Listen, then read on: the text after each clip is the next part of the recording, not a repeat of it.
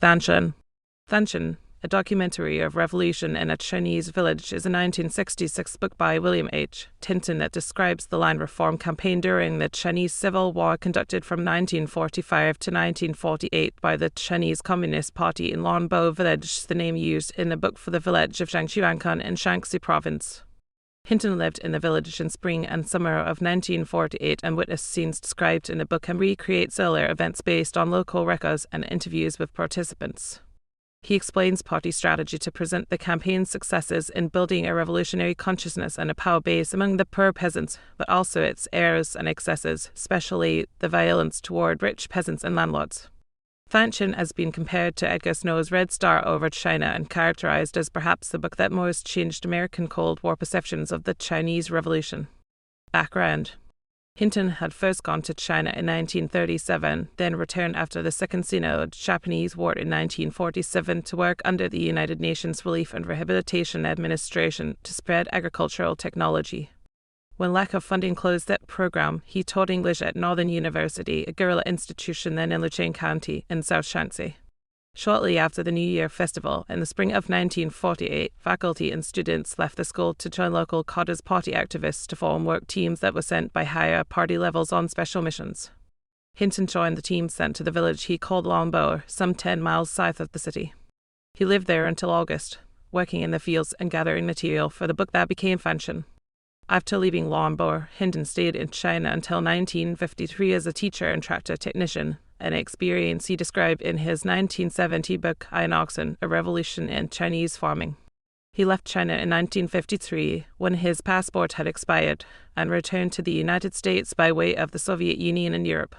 When United States customs officials confiscated more than 1,000 pages of manuscript for the book, Hinton sued for their release, but they were then taken by Senate Internal Security Committee headed by Senator James Eastland. The notes and papers were not returned until 1958. Land reform. Hinton's stay in Lanbo in 1948 gave him an eyewitness view of one of many stages in the party village policies, but his book Peasants dramatized scenes from earlier stages as well.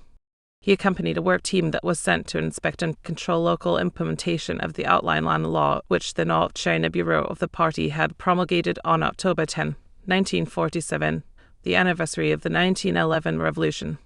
The land law left much up to local discretion.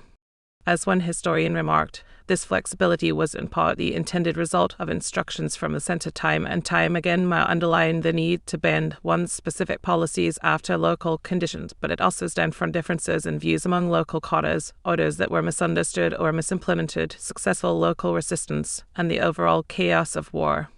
These uncertainties reflected many years of unresolved debate and fluctuation.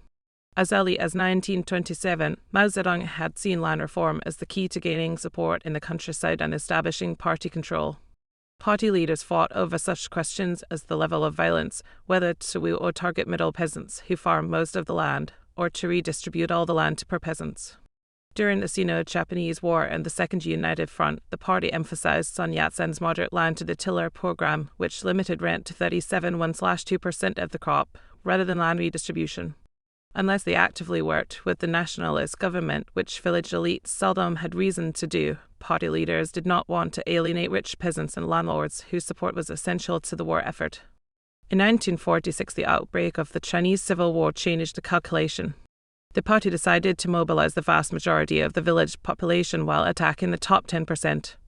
In the spring of 1946, the party center issued a relatively moderate directive that the land-to-the-tiller program be carried out through mass struggle against landowners, but protected the rights of middle peasants to own land and distinguished rich peasants from landlords. But on July 7, the Northeast Bureau, the party officers in charge of the campaign against Chiang's forces in Manchuria, ordered a radical strategy of targeting all landlords and rich peasants, and sent work teams to manage the process. The work teams worked hurriedly and with little investigation, leading to mistakes that cost the party credibility and support. This was dangerous since many officers and common soldiers came from middle and rich peasant families.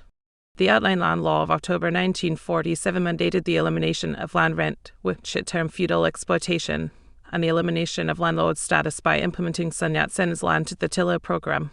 The most important provision called for equal land distribution. There was hot disagreement within the party, however, and policy shifted several times. On the one hand, there were sometimes what the party called leftist deviations, such as expropriating all of the land from landlords, and on the other, rightist policies, even corruption, such as giving special treatment to landlords in return for money or sexual favors. Nonetheless, in the radical draft land reform law of October 10, 1947, the party put the land reform movement into the hands of poor peasants in order to bypass local party workers who were thought to be protecting village power holders. Teams from one village were sent to attack the elites in neighbouring villages in order to overcome ties of family and friendship. Reports of this violence undermined morale in the army, and land confiscation diminished production in the countryside. By the summer of 1948, however, the movement had succeeded in its key goal, establishing the party's control over grain and soybean markets, and was brought to an end. Case study. Hinton lived in Longbo in the spring and summer of 1948 and gathered oral history and documentation to describe the 3 years of struggle before he arrived. As background, he explains the extreme poverty of the area, which he says made the landlord system especially cruel, and the wartime occupation by the Japanese army, which divided the village into those who collaborated and those who did not. He notes that the village was not typical. First, there was a sizable Catholic minority, and many families had no ancestral roots in the region, which meant a weak clan structure. More important, Longbo was one of the few villages occupied and fortified by the Japanese during the Second Sino-Japanese War. The village therefore did not experience the period of united resistance and moderate reform that characterized Mao's policies of new democracy in the base areas of North China during the war. Longbo, Hinton writes, leaped perforce from reactionary bastion to revolutionary storm center in the course of a few days. The condensed time period, Hinton writes, allowed him to see all stages of the movement for land reform that played out at great length in other villages. The book ends with a warning that the process of revolution did not end with the success of this campaign, land reform, by creating basic equality among rural producers, only presented the producers with a choice of roads, private enterprise on the land leading to capitalism, or collective enterprise on the land leading to socialism. Publishing. Hinton explains that in writing the book he borrowed from the literary arsenal of the novelist, the journalist, the social scientist, and the historian. What I have produced, finally, seems to me to resemble, in spirit and in content, a documentary film. I call it then a documentary of revolution in a Chinese village. More important than simply giving land to the landless, Hinton argues that Mao Zedong's aim was to create political awareness among the poor peasants. He explains that the literal meaning of the term Fanshen is to turn the body over, or to turn over, that is, in revolutionary usage, to change your way of thought and join the revolution. To China's hundreds of millions of landless and land-poor peasants, it meant to stand up, to throw off the landlord yoke, to gain land, stock, implements, and houses. But it meant more than this. It meant to throw off superstition and study science. That is why this book is called Fanshen. The book was published first in hardcover by Monthly Review Press, which specializes in socialist-themed works, but agreed to publish the book only after it had been turned down by several other publishers. The paperback edition by Vintage Press sold more than 200,000 copies. Another paperback edition was published by University of California Press in 1997. Because of the success of the book, Hinton was welcomed back to China in the 1970s when he visited Longbo 5 times and wrote Shenzhen 1983, a sequel to Fanshen that followed the village from the 1950s through the Cultural Revolution. Reception and influence. Benjamin I. Schwartz, a Harvard University specialist on Mao and his role in the revolution, wrote in the New York Times that Hinton's book is extremely valuable but also highly problematic, as are all other sources on the history of the period.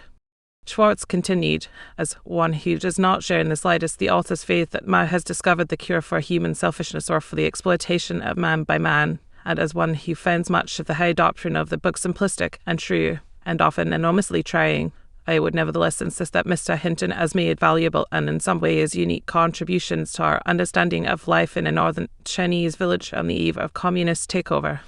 The Columbia University anthropologist Morton H. Fried noted one of the major problems the book poses, that is its reliability. Martin Bernal told readers of the New Statesman that Fanshen gives details of the changing social and economic structure of his village. The descriptions alone make this book one of the 2 classics of the Chinese Revolution, the other being Red Star Over China, the 1937 book by Edgar. William Jenner in Modern Asian Studies called it one of the most profound and instructive books ever written by a Westerner about modern China. Jenner wrote, Mr. Hinton's support for land reform and his identification with the work team that was sent into the village to carry it out has not restricted him to singing their praises. His sympathy, being genuine, has enabled him to tell the story in all its details, even when gory. The mistakes, the unnecessary violence, the confusion caused by changes in policy, the tendency to go to extremes, and the crises in confidence all have their place in the story, thus making the achievements seem more real and more valuable. The anthropologist and agnost, writing in 1994 perhaps the book that most changed American Cold War perceptions of the Chinese Revolution. Later visits and sequels. Hinton returned to China in the 1970s to gather material for a follow-up volume that told the story of Lombo Village from the early 1950s to 1971. Shanxi, the continuing revolution in a Chinese village, 1980. A reviewer in China Quarterly wrote that this volume raises doubts as to whether it can be taken seriously as an accurate description and analysis. Hinton views Lombo, the review explains, through the prism of the Cultural Revolution, because he is committed to Maoist values even while he recognized the negative side of the Maoist era, and because Hinton himself was an actor in Lombo. Hinton's daughter, Hinton, made the Lombo trilogy, 1984 documentary films that show changes in Lombo Village in the 1980s, Small Happiness, concerning women's experience, All Under Heaven, on religious practices, and To Taste 100 Herbs, on a Catholic doctor who practices herbal and Western medicine. The playwright David Hare adapted the book for the stage in his 1975 play, Fanshen.